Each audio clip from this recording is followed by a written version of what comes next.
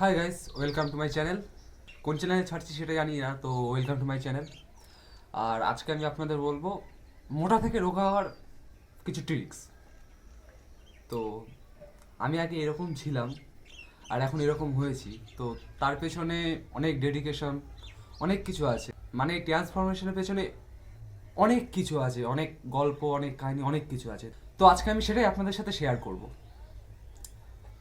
তো প্রথমে বলে রাখি, আমার ওজন প্রথমে প্রায় 101-2 কেজি ছিল, আর এখন আমার ওজন 65-66 কেজি। আর আমি এই ওজনটা প্রায় 6 থেকে 7 মাসে কমিয়েছি, এবং সেটা এখন প্রায় 1 বছর ধরে মেনটেন করে আসছি।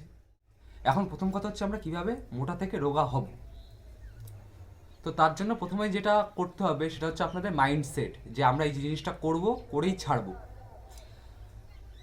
তো প্রথমে যেটা করতে হবে সেটা হচ্ছে রোজ এক্সারসাইজ করতে হবে, রোজ ধরে বেঁধে এক্সারসাইজ করতে হবে। তো এক্সারসাইজ বলতে যেগুলো আপনার মোটা অবস্থায় আপনার যেসব এক্সারসাইজ করতে পারবেন সেসবই করবেন, কিন্তু বেশি করে করবেন। যেমন পায়ের ব্যায়ামটা বেশি করে করবেন। আপনি যতটা পায়ের ব্যায়াম করবেন তত তাড়াতাড়ি আপনার ফ্যাট লুজ হবে। আর এরপরে চলে আসে ডায়েটে। আপনাদের ডায়েট মেনটেন করতে হবে।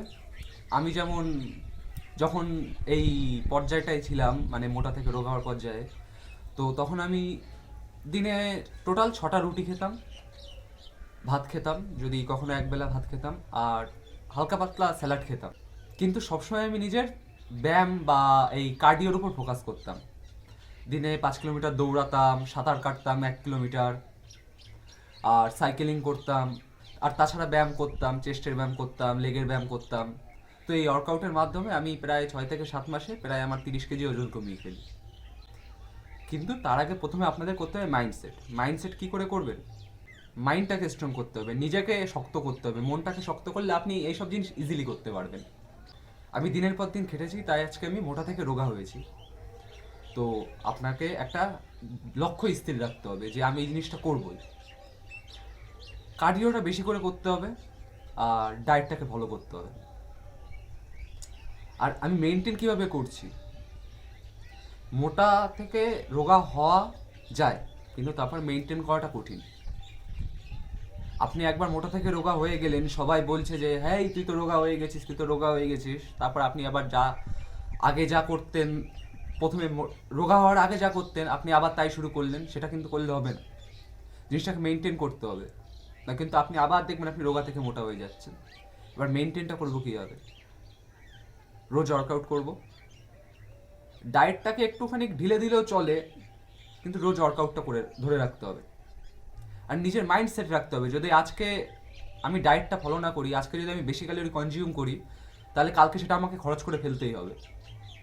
তো এই জিনিসটা যদি আপনি মাথায় রাখেন, তাহলে আপনি এই জিনিসটা মেনটেন করতে পারবেন। আর মোটা থেকে রোগা হওয়া যায়, সহজ সহজ। একটু টাফ হবে, কিন্তু পারবেন, সবাই পারে, কারণ পৃথিবীতে অসম্ভব বলতে কিছুই নেই।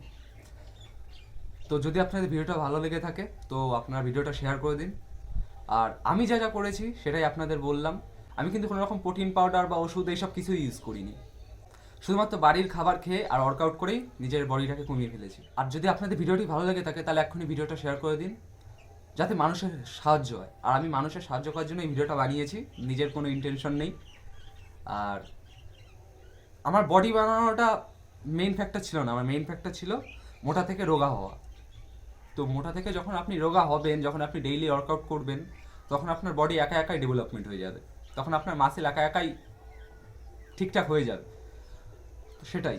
আর যদি আপনাদের আরও কিছু ইনফরমেশন লাগে, কী কী ওয়ার্কআউট করলে বডি ফ্যাট কমবে, বা কী কী ওয়ার্কআউট আমি করেছি, তাহলে নিচে কমেন্টে জানাবেন, অবশ্যই আপনাদের দেখিয়ে দেবো নেক্সট ভিডিওতে। চলো, দেখা হচ্ছে পরের ভিডিওতে।